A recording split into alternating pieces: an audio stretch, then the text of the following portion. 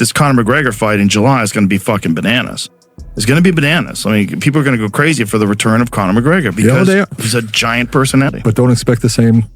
How could you just can't? And fought in 5 years, right? But that's the problem. It might be more because they're going to all expect that. I think it is a little over 5. It's almost 6, I think.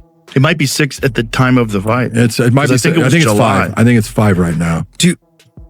Are we expecting to see a Conor that looked like Nate this last fight? Or are we expecting to see a better Conor than someone that looked like Nate? Because Nate did not look good. No, but Mike Perry did. And Mike Perry looked like a fucking murderer. You know what I mean? Like Mike Perry is a murderer. He's a murderer. And this is such a savage. You take a look at that.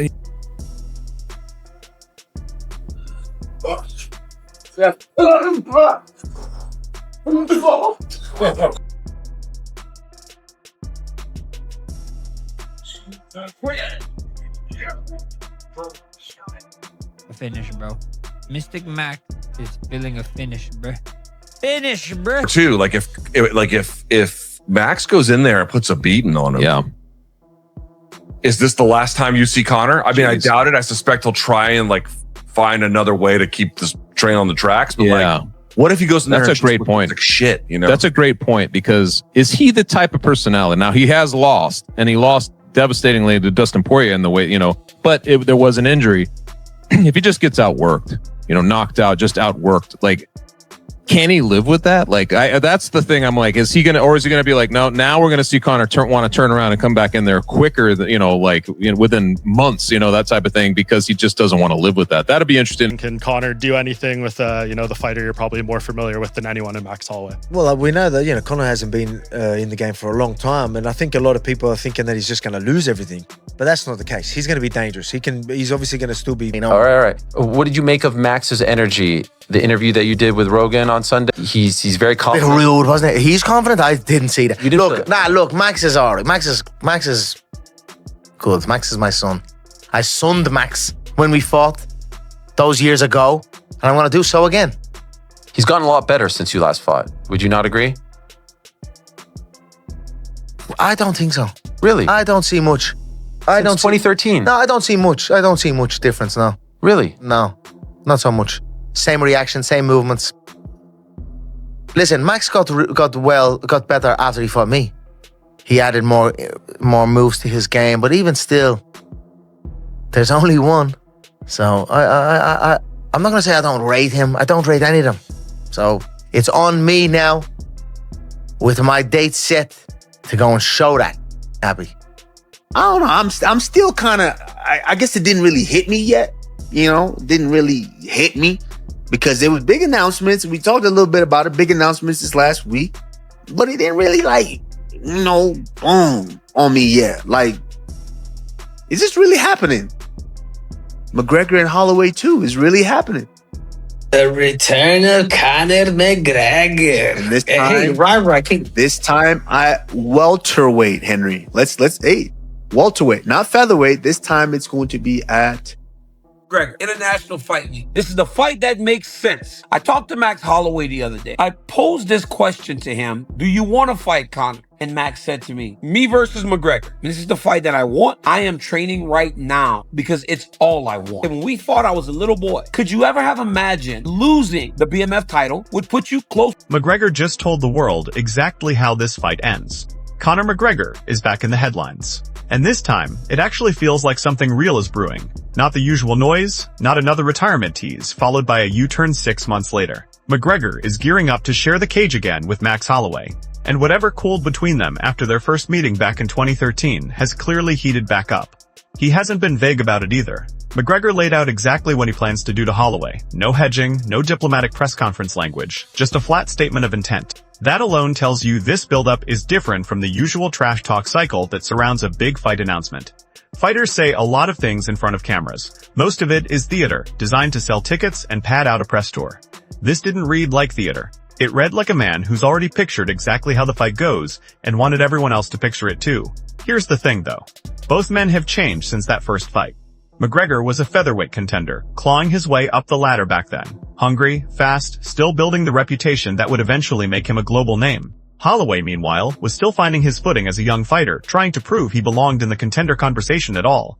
More than a decade later, neither of them is that fighter anymore. Holloway has built an entire Hall of Fame resume since that night, stacking up performances that turned him into one of the most respected strikers the division has ever seen.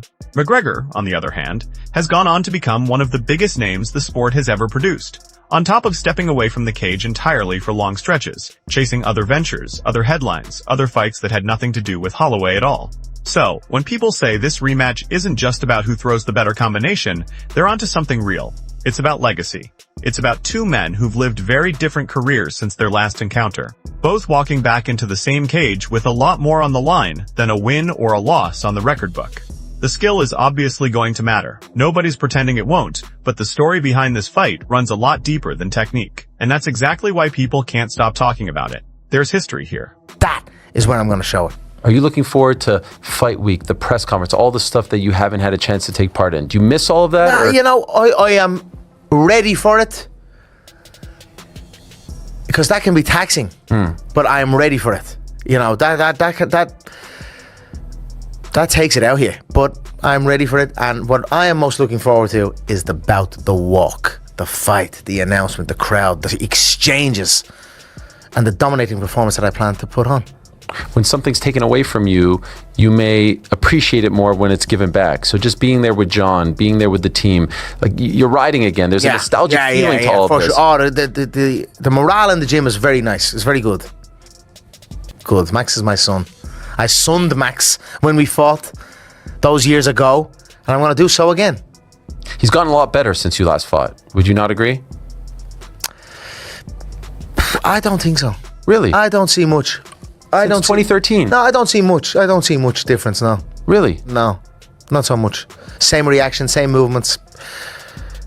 Listen, Max got better after he fought me.